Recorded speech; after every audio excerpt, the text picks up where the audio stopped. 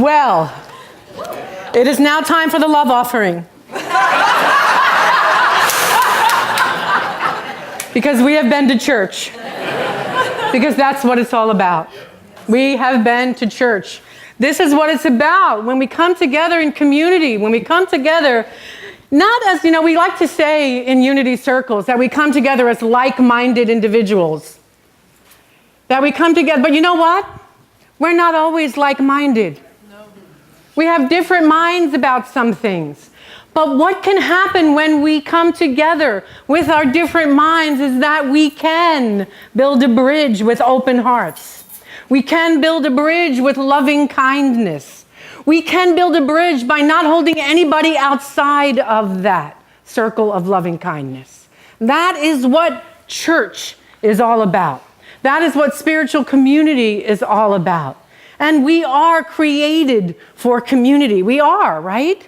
Aren't we looking for community in all the places that we go? Aren't we looking to belong? Aren't we looking to find people who will accept us for who we are? For the things that we like about ourselves, and sometimes for the things that we don't like about ourselves? We are created for community. That's just how it is. So our affirmation for today was, I walk in peace, I live in love, and I create a community of harmony wherever I go. What if that were true? I know that it's not always true for me, and it's probably not always true for you either. But it's what we strive for. It's what we're looking for on the planet, to create a community, to create a world of harmony wherever we go. And how we do that is by being that in the world. By generating from the heart of our heart a space of love and of light, that no matter what is going on outside of ourselves, no what is going on in any of our communities, we are that source of light, because we allow divine source to move in and through us and to beam out into the world. Amen? Amen. In every step of our journey, every step of our lives, every step of the way, we have the opportunity. And not only do we have the opportunity, we have the responsibility to show up as a power for harmony and for healing and for empowerment and for growth and for expansion of consciousness in the world. This is who we are. And if you are here for the first time and your hair is blowing back, welcome.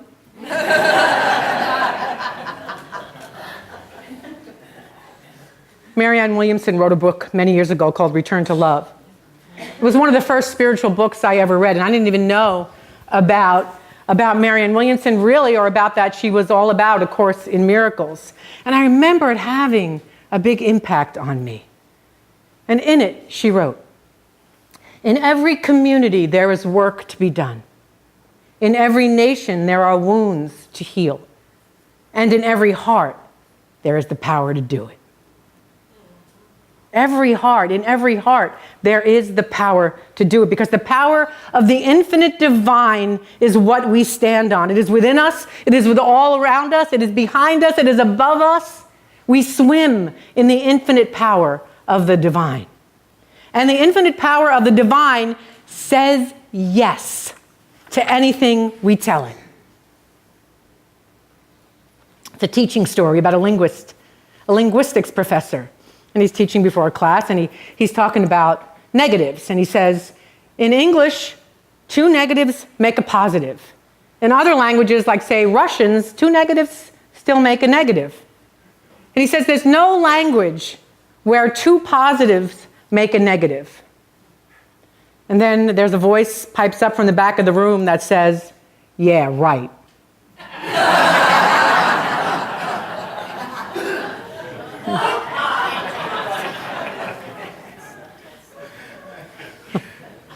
In the human condition, there is something called negativity bias. Have you heard of that? Yes. Negativity bias, where our survival brain, our limbic system, is always scanning for what's wrong. We're always scanning for what's wrong. We come by it honestly. Back from the paleo days, we want to know, where's the threat? Is there a threat outside of ourselves? And as we've come through evolution, we sometimes see the threat inside of ourselves. But what that does, what the negativity bias does, it leads to something that we call othering. And sometimes it leads to something called bad othering. That's when we perceive others with a sense of mistrust and a sense of danger. And then we add the word bad to the other or to somebody who's different than we are. And that creates separation, othering. Because the truth of it is, there's really only one of us in the mind of spirit, in the mind of divine source. In the activity of the world, there's only one of us, human, only one of us. So there's spiritual work to be done around that, because this is the human condition, yes? We come by it where we don't even know we're doing it, this othering. So there's spiritual work to be done. Our nation, our communities, our workplaces, our churches, our families, and wherever you can fill in the blank. And we, wherever there are wounds to be healed, we are called to take a stand for love, peace, and harmony. We can't show up on Sunday morning. We can't show up at a Course in Miracles class or any other kind of sangha or satsang or yoga class and be all holy and sacred and together in those places, and then leave those places and begin to talk in resentment and in anger about other people and still be a spiritual warrior. It doesn't work that way. We are, and believe me when I tell you that I am talking about myself as well. I am not immune to this. And as people who are seeking to expand our consciousness, who are seeking to bring about change in the world, we are called to tell on ourselves, to ourselves, to catch ourselves being aware of what we are putting out in the world. So we want to expand our consciousness. We want to create a world of love, peace, and harmony. Yes? Yes. And you know what? It's a lot easier to blame people. When we have been wounded, when we are in the midst of a situation where there are wounds to be healed, it's a lot easier, it takes a lot less strength, quite frankly, to constantly find fault, to make somebody else wrong, to blame, to criticize, to get angry, to judge, to become self-righteous, to retaliate. That's the easy path. But having those attitudes and taking those actions will never, ever, ever lead us to peace, love, and harmony. Marianne Williamson's words could be talking about our nation, our world, our communities. There is much, much work to be done. And there are wounds to heal, literally and figuratively. Maybe this is true for you as it sometimes is for me. When we're experiencing chaos and disharmony, it's really easy to forget a fundamental principle of unity teaching. That everything that occurs in our lives we are experiencing because we are in vibrational harmony with it. If we are not in vibrational harmony with something, it cannot occur in our lives. We talked about the shooting in Parkland last week. And I've talked about this before, after other shootings. We have these things because we are in vibrational harmony with it, not to beat ourselves up, but to become aware that if we didn't believe that these things could happen, that they are necessary or that they are inevitable, they wouldn't happen. So we need to get right in our own vibrational energy and be that stand for peace, love, and harmony in the world. Amen. We have to wake up. We have to truly wake up to use all of our experiences for the expansion of our consciousness. And we get afraid. Maybe what happens is that something happens and we get afraid. And we forget. And we don't recognize it probably as being fear at first. We recognize it sometimes as we're wounded, we're hurt, and we want to put it outside of ourselves and blame. Sometimes we want to take our ball and go home, or we just seethe and sit in resentment. But if we dig deeper, we can find that we are just afraid, that we are just fearful. I'm reminded by something that the great Reverend Johnny Coleman used to say. It helps me to remember who I am and what I am made of. And she said this: stand on your own two big spiritual feet. So what that could look like, literally, when we find ourselves in that space of fear, in that space of anger, in that space of resentment, or that space of othering, is we can literally move out of where we're standing and stand in our two big spiritual feet and remember the foundation upon which we stand. The foundation of love, that foundation of divinity, that foundation of peace and harmony.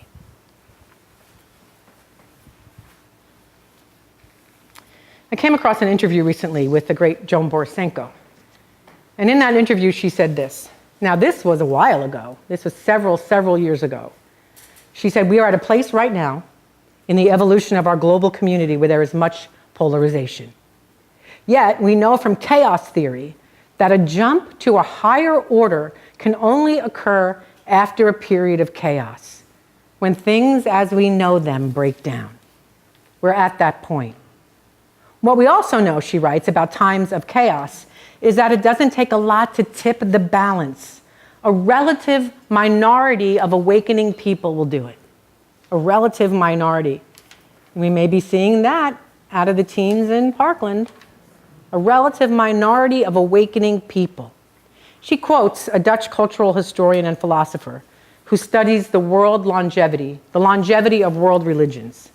And he says the most reliable indicator was their images of the future. The most reliable indicator of longevity of civilizations is their image of the future.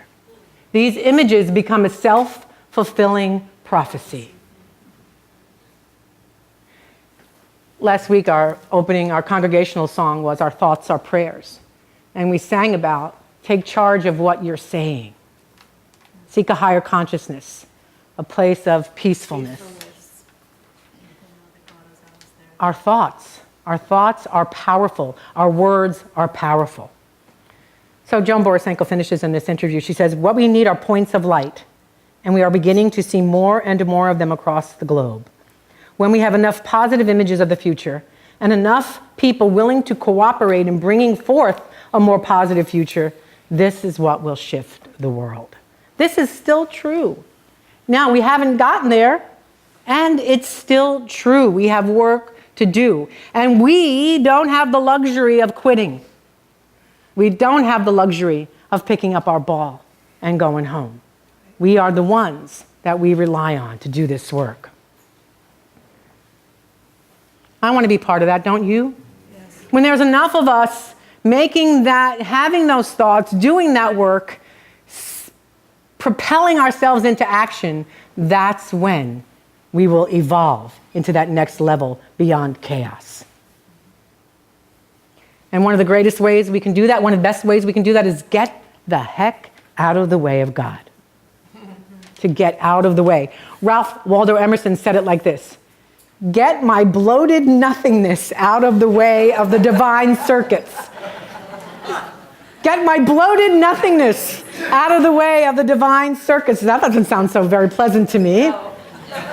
I don't like the idea of thinking that I'm full of bloated nothingness. And I thought, well, what is that? What is bloated nothingness? My fears, my ego, my self-righteous sense of right and wrong. When I'm living from that, when we're living from that, there's no way we can be a voice for peace and for love. There is a woman in the world by the name of Immaculée Ilibagiza. Does that name sound familiar to anybody? Yes. Immaculée, I'm going to call her by her first name because it's much easier. She wrote a book several years ago. It was called Left to Tell, about the Rwandan genocide in 1994. Really hard read, really not fun to read. Now, if you'll remember what happened in Rwanda in 1994, as many as 800,000 people were killed in 100 days. 2 warring tribes, one inciting, they were killed by their neighbors and their friends because a warring tribe was coming through and inciting inciting people. So Immaculée tells her story of hiding for 3 months in a 4 by 3 foot bathroom. Think about that for a moment. Think about spending 3 months in a 4 by 3 foot bathroom. And now think about this. She was with 7 other women for 3 months. She had nothing. Now she was being hidden by a neighbor to escape the genocide. But she had nothing to do, she says, but pray and meditate. And so she did. She prayed, she meditated, tried to connect with God. She prayed for peace. She prayed to feel God's love and support. She prayed to be comforted. But she couldn't feel it. She couldn't feel it until it became clear to her that the people who killed her family, the people who had killed her friends, who were at that moment trying to find her, to kill her, were in need of one thing, and one thing only: love. In her prayer and meditation, she came to this understanding. She had been focusing on the 13th chapter of 1 Corinthians. Love is patient. Love is kind and envies no one. Love is never boastful, nor conceited, nor rude, nor selfish, not quick to take offense. Love keeps no score of wrongs, does not gloat over others' mistakes, but delights in the truth. Love bears all things, believes all things, hopes all things, and endures all things. And now, faith, hope, and love abide. But the greatest of these is love. Now, she says when she came to embody this scripture, which was not easy and which she fought and eventually surrendered to, she felt the love of God pour over her. She writes, she experienced a love so powerful that she survived against absolutely impossible odds. And this love was so strong that hatred and revenge were dissolved. It was this love that allowed her to seek out the man who killed her family, who was her former neighbor. She had said she grew up playing with his children. And she was able to look upon him with love and compassion. When she was asked by one of the soldiers why she did not spit on him, she said, "Forgiveness is all I have to offer."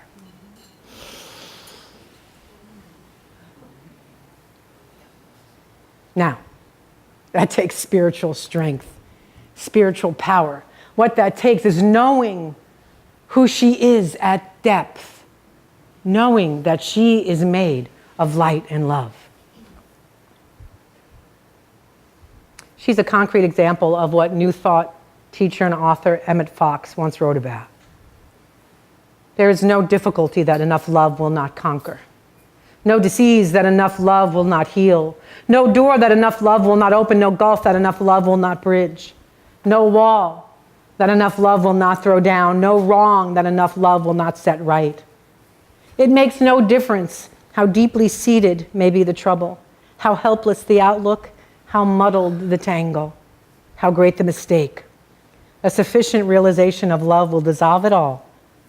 If only you will love enough, you will be the happiest, most powerful being in the world.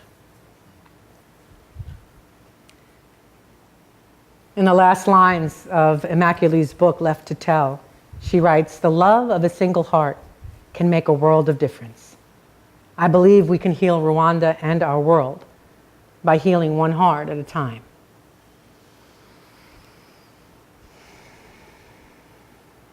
The Sufi poet Rumi wrote, "Out beyond ideas of wrongdoing and right-doing, there is a field. I'll meet you there." This field is the field of expanded consciousness.